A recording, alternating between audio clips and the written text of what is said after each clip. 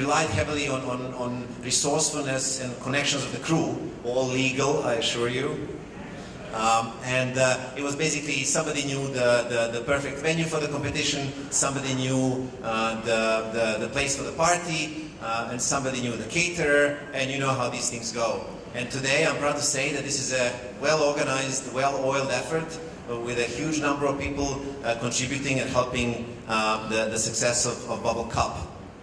And the way we're always trying to improve is to build on the successes and the learnings from the past. So for example, this conference today and the great speakers are one of the things we heard from you, and we wanted to give you that opportunity to hear them. And then maybe next year we're here for feedback from you to say, okay, these guests at the beginning, they were great, but those guys at the end that kept rambling about bubble this and bubble that, please ask those guys.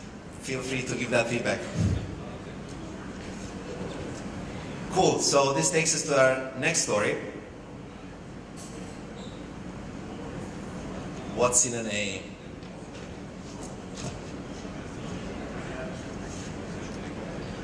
What's in a name? That which we call a rose would smell just as sweet by any other name. Who knows where that's from? I'm not expecting, but who knows? Shakespeare, brilliant. So Shakespeare in Romeo and Juliet showed us when we shouldn't care about the name, but however we believe that for Bubble Cup we wanted to have the right name which symbolizes the vision, the values and the quirks that Bubble Cup has. And one of the first tasks of the organizing committee back then was to choose the name. They were getting quite excited, and so we really thought big, and at the time the Microsoft offices were, I don't know, all in all 100 people together with a subsidiary, and so we had a big call out for all the names. Those that you can see up here, we had some descriptive ones like Microsoft Programming Cup or MVCS Open. We had some sort of more creative ones like the Eagle Cup or the Hot Coding Cup. And then so we met, I believe it was February 11th, 2008. We met in a conference room to decide which name should be the winner, and of course we chose none of them. We actually ended up choosing Bubble Cup, and we did that based on a few reasons. So bubble sort obviously is one of the most fundamental sorting algorithms. One of our trademarks that many of you know is to actually tie the balloons to the cups during the competition for the solved problems.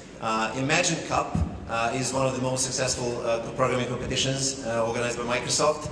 And then finally the slogan that we had in the first year, which is Rise to the Top, felt fitting for the contestants and in general the population who wanted to basically get enthusiastic about computer science.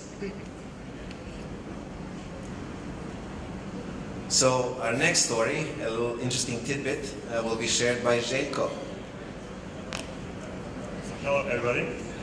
The story I would like to share with all of you, it's actually more of the story like what's happening behind the scene. So when you come to the Bubble Cup, you see that everything is working. You have the nice problem solving, you see that infrastructure is working, you see that we have nice scoreboards, nice billboards, nice t-shirts, everything looks nice, but how actually we come to a situation that everything is perfectly and very well organized.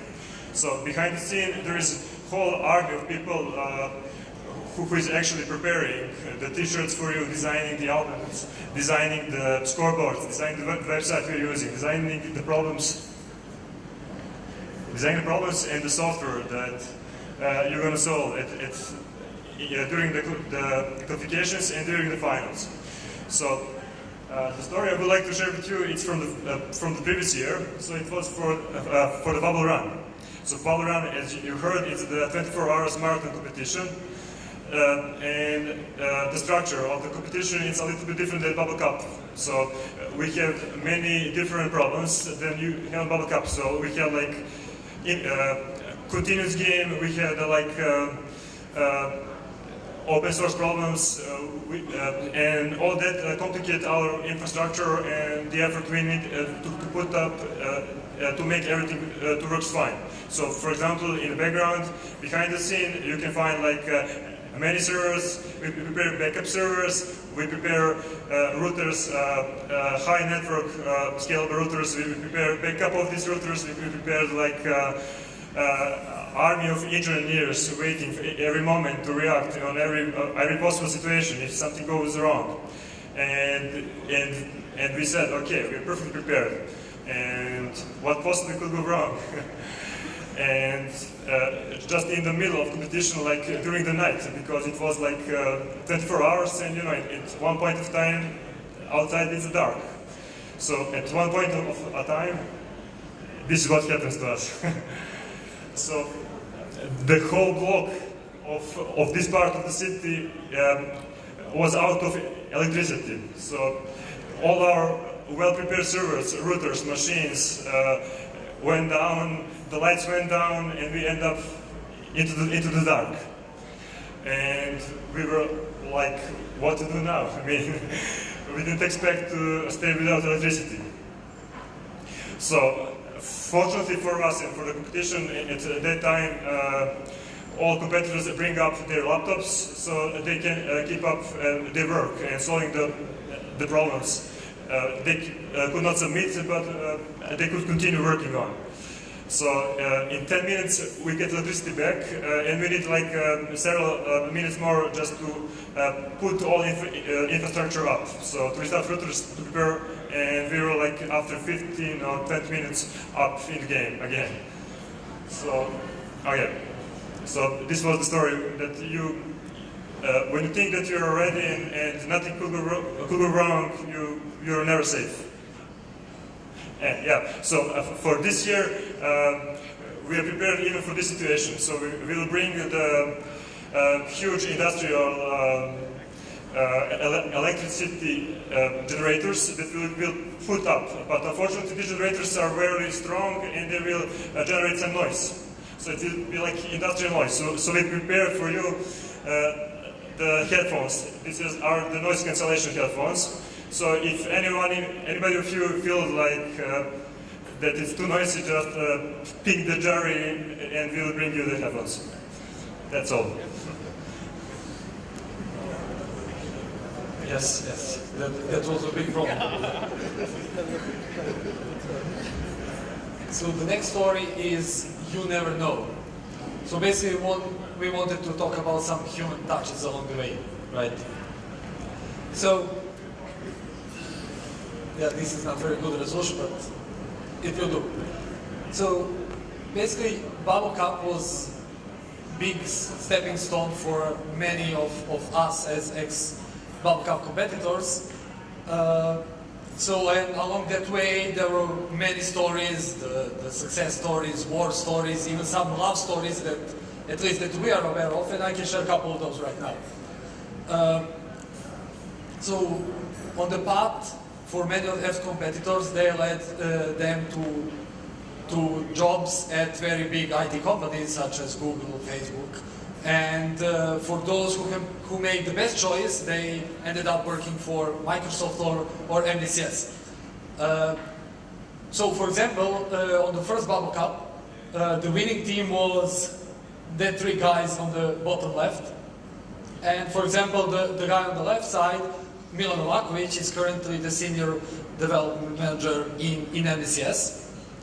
As Marko mentioned, I was also a competitor at the first BubbleCup, and the second also. The third, I joined the MDCS as an intern, and immediately I wanted to contribute more to the BubbleCup with some fresh ideas and everything else, because, as Marko mentioned, so we want to have that wheel that ex-competitors will bring new ideas, fresh ideas, and the spirit, so that we can push the IT community in Serbia. So basically, so last night on the dinner with the speakers here, we counted it around 20, which is like 15% of MDCS people are ex-BubbleCup competitors. Similarly, on the first BubbleCup, I was, as I mentioned, also a competitor. My team was the second one, and my brother also was on that competition. He was on the winning team, so also he's the guy on the right, on the bottom left picture. So he was first, I was second, but that was also good because if we got the prizes also for the first and the second place, so that's okay, right? So, but interestingly, on that Bubble Cup, there was also one girl, Maya Cabrillo, as we can see on the image bottom right, and currently she's working in Facebook, as my brother is, and I'm happy to say that they're together right now as a happy couple, and in the whole bubble spirit, we can maybe call them a bubble couple.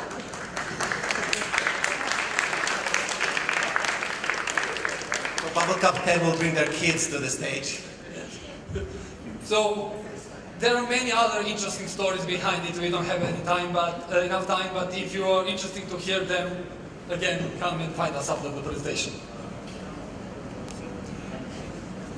So the people are saying that the pictures are worth like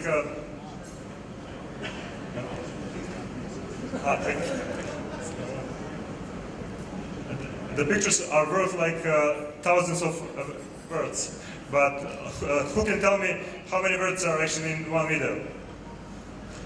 So this is the video actually of the previous bubble cups and bubble runs. So you will see some interesting moments and interesting scenes from history.